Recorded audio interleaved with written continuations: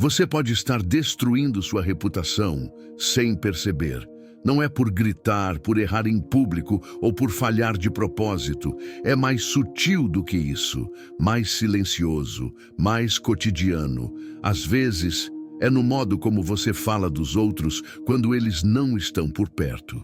No quanto sua palavra oscila conforme o vento, na ansiedade de interromper para se sentir ouvido, ou na mania quase automática de reclamar, reclamar, reclamar. O problema é que esses hábitos vão corroendo sua imagem, não só diante dos outros, mas diante de você mesmo. Porque no fundo, o respeito que você exige do mundo é o mesmo que você tem negado a si mesmo nas pequenas escolhas do dia a dia. Neste vídeo, você vai descobrir 4 hábitos que sabotam silenciosamente o seu respeito pessoal e profissional. E mais do que isso, vai entender como os antigos estoicos enfrentavam essas mesmas armadilhas internas com lucidez e dignidade.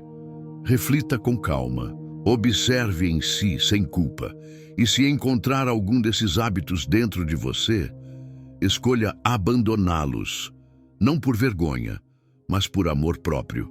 Comenta aqui: eu escolho ser digno de respeito. Sua transformação começa no momento em que você decide parar de se sabotar e começar a se honrar. Obrigado por estar aqui. Você merece essa clareza. O estoicismo não é uma teoria sobre controle emocional. É um espelho, um convite silencioso para olhar para dentro sem máscaras. Marco Aurélio escreveu para si mesmo: a melhor vingança é não se tornar igual ao ofensor. Sêneca alertava: a palavra é o retrato da alma. E Epicteto nos lembrava: você se torna aquilo que pratica repetidamente. Esses homens não falavam de virtude como quem ensina regras. Eles falavam como quem sangrou por dentro, como quem errou, caiu, levantou e, mesmo assim, escolheu manter a dignidade. O estoicismo não exige que você seja perfeito, mas exige que você esteja desperto, que perceba seus impulsos, que perceba seus padrões e que se pergunte com honestidade: esse comportamento me aproxima ou me afasta da pessoa que eu quero ser? Porque enquanto você mantiver hábitos que contradizem seus valores mais profundos, nenhum elogio externo vai preencher o vazio do autoabandono. A filosofia estoica nos ensina que o respeito verdadeiro não se conquista com aparência, mas com coerência. Com a paz de deitar a cabeça no travesseiro e saber que sua consciência não te acusa. Poucos têm coragem de fazer essa autoanálise. Poucos se encaram de verdade, mas os que encaram crescem em silêncio e se tornam inabaláveis. 1. O veneno da fofoca. Fofocar é se alimentar da desgraça alheia para anestesiar a própria. É uma tentativa disfarçada de pertencimento, mas o preço é alto. Você perde o respeito de quem te ouve e também o respeito de quem você é quando ninguém está vendo. Lembro da Carla, colega antiga de trabalho, sempre simpática, solícita, mas bastava alguém sair da sala e sua voz mudava de tom. Ironias, insinuações, julgamentos camuflados de preocupação. No início ninguém falava nada, mas aos poucos o silêncio virou distância. E a imagem dela, antes admirada, se desgastou sem escândalos, só pelo eco da própria voz. Sêneca dizia que devemos manter a língua a serviço do caráter, e não do vício de parecer interessante às custas da honra dos outros. Fofocar é como cuspir no próprio espelho. A sujeira sempre volta para quem espalhou. A escolha é simples, mas poderosa. Fale de ideias, de princípios, de aprendizados, ou escolha o silêncio, porque o silêncio também é um gesto de respeito. 2. A ferida da palavra quebrada. Prometer e não cumprir é um modo discreto de dizer ao outro: sua confiança não importa. Mas o dano não para aí. Cada promessa vazia também quebra o vínculo com sua própria identidade. Lembro da festa da Juliana. Uma amiga querida, aniversariante reservada. Ela me convidou com carinho e eu disse, com certeza estarei lá. Mas no dia, preferi ficar em casa cansado, sem coragem de dizer a verdade.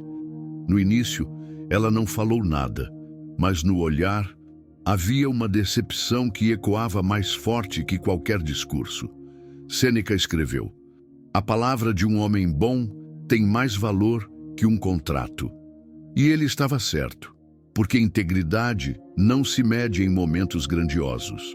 Ela se constrói ou se destrói no cotidiano, nos detalhes, na repetição silenciosa daquilo que você promete e entrega. Ser pouco confiável não é só um erro prático, é uma erosão do caráter. A confiança é um vaso frágil. Uma vez trincado, mesmo que colado, nunca será o mesmo. Mas sempre é possível reconstruir, começando por cumprir o que se diz, mesmo que seja apenas um "eu vou tentar", desde que seja verdadeiro. 3. A ansiedade de falar primeiro. Interromper é uma forma sutil de dizer: "O que eu penso é mais importante do que o que você sente." Não é apenas sobre fala, é sobre presença, sobre escuta, sobre o espaço que você oferece ao outro para existir em sua plenitude. Lembro de uma reunião com minha gerente. Ela explicava um projeto delicado, tentando encontrar palavras com cuidado. E eu, ansioso por mostrar serviço, cortei no meio da frase. Sugeri soluções antes mesmo dela terminar a exposição. A conversa seguiu, mas algo nela se fechou, como se eu tivesse rompido um fio invisível de confiança. O estoicismo chama isso de escuta ativa.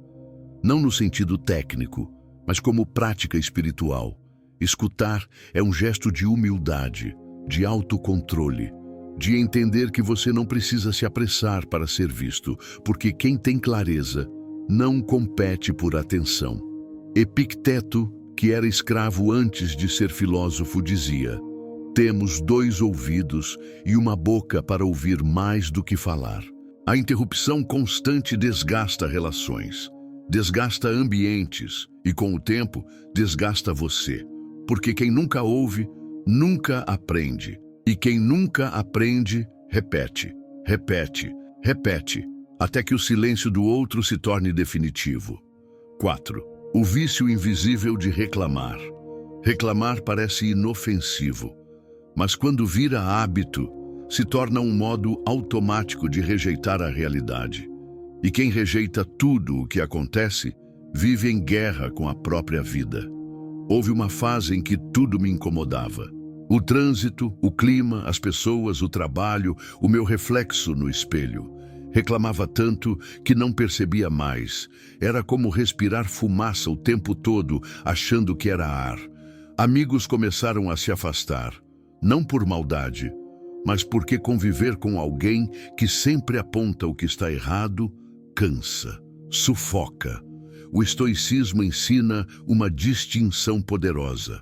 Ou você age ou aceita. Qualquer outra coisa é desperdício de energia emocional.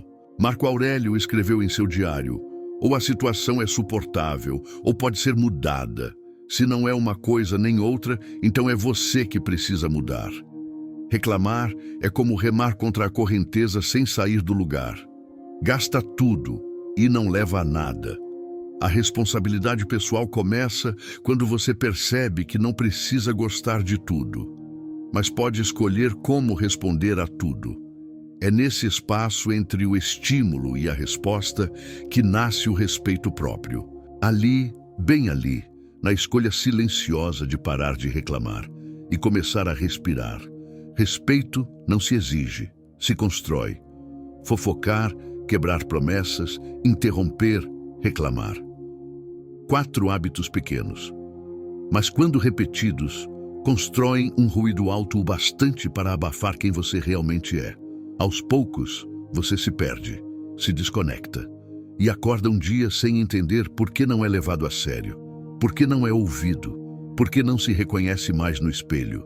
Mas o respeito, o verdadeiro, o que permanece, não nasce da imposição, nasce da coerência, da forma como você age quando ninguém está olhando, da maneira como você cuida da sua palavra, do seu silêncio, da sua presença. Marco Aurélio dizia: a alma se torna tingida com a cor de seus pensamentos. E eu diria, seu caráter se molda na repetição dos seus gestos mais simples. Escolher atitudes nobres não é sobre agradar os outros, é sobre dormir em paz, é sobre caminhar com leveza, é sobre não precisar fingir nada para ser quem se é. Se esses hábitos te tocaram, não os rejeite com culpa. Observe com coragem e escolha, dia após dia, ser digno de respeito por você, com você e para você. Comenta aqui: eu escolho ser digno de respeito. Se essa mensagem falou com o seu coração, compartilhe com quem precisa ouvir isso hoje. Porque o mundo não precisa de mais pessoas barulhentas. Precisa de gente desperta, gente firme, gente que respeita e é respeitada.